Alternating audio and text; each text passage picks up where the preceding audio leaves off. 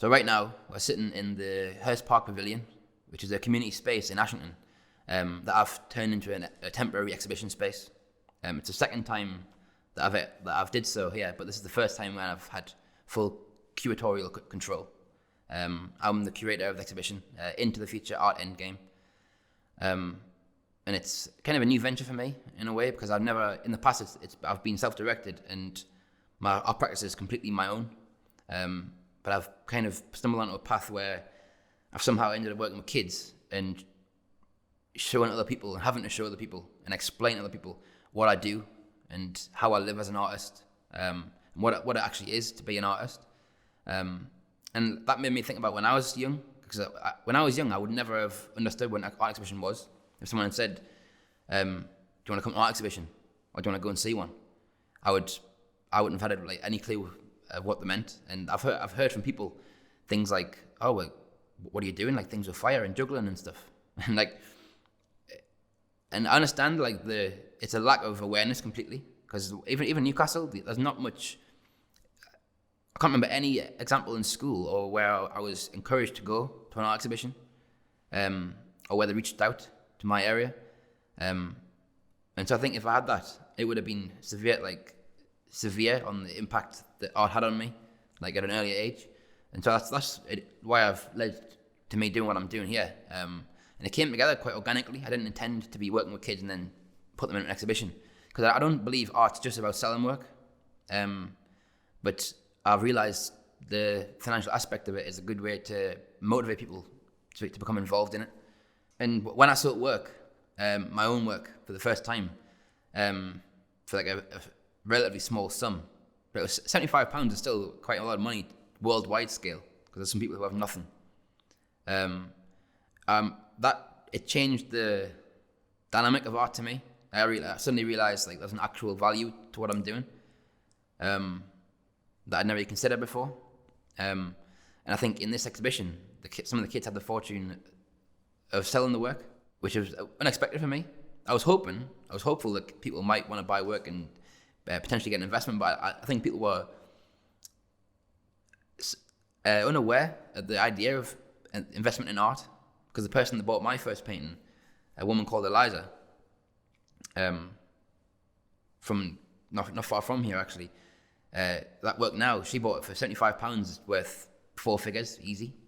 And that's to me, that transformed what art was to me in a big way. And I've seen it with these kids. I've seen it firsthand.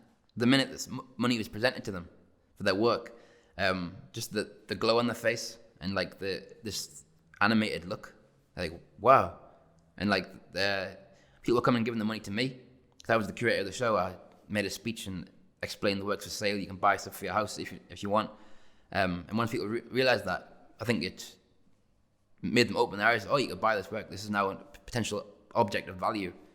And they actually came over and started handing over money and wanted to sell the work. And I could just tell it was an epic thing for the kids, and it was a positive in every aspect.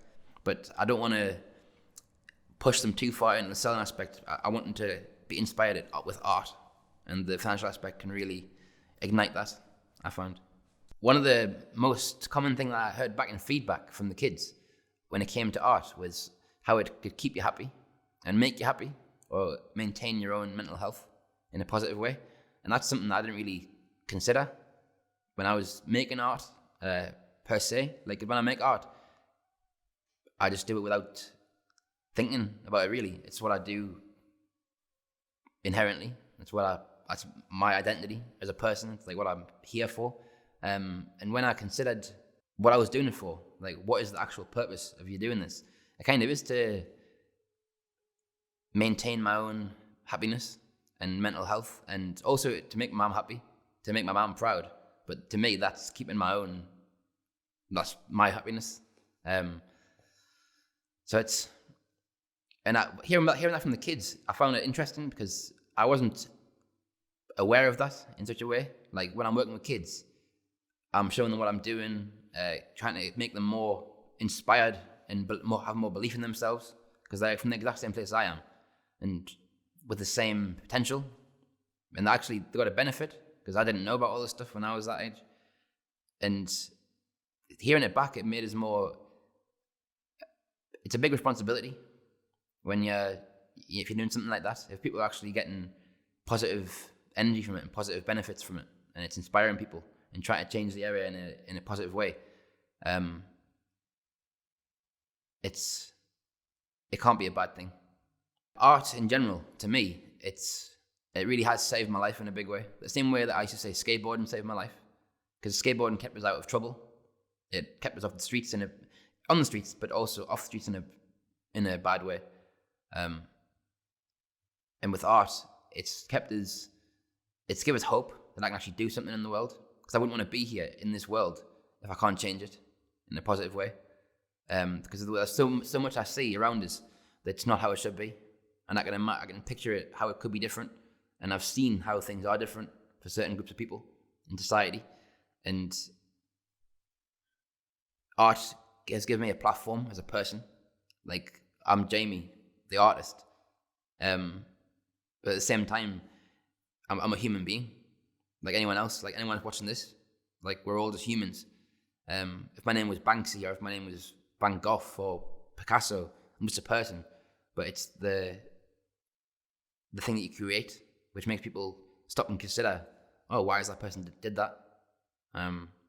What's the purpose behind it?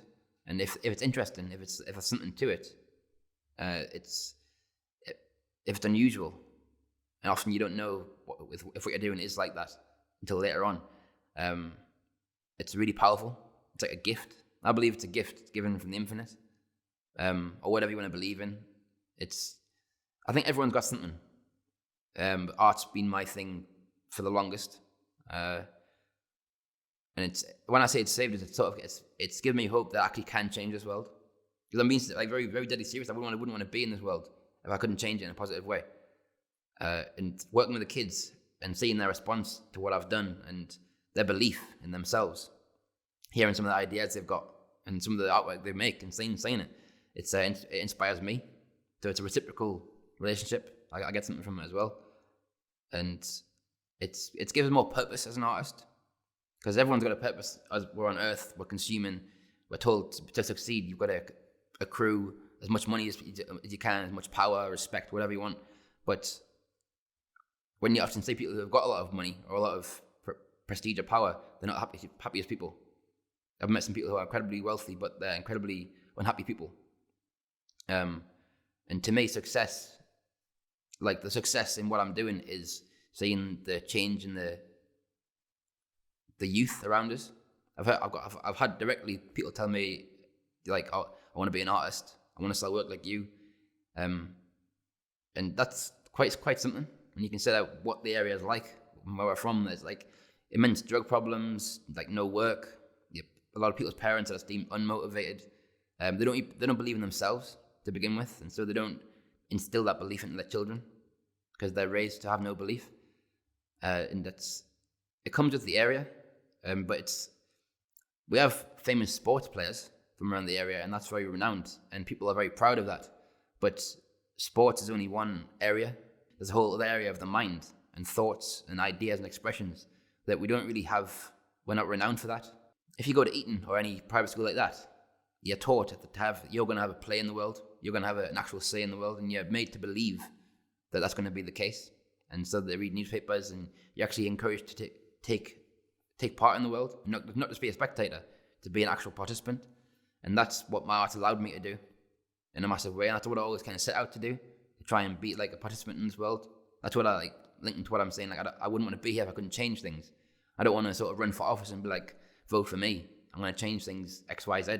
Because I think the system's set up in a way that it's designed to be inherently difficult to change if you want to change it structurally, because it's set up to benefit a certain small group, and that's not us around here.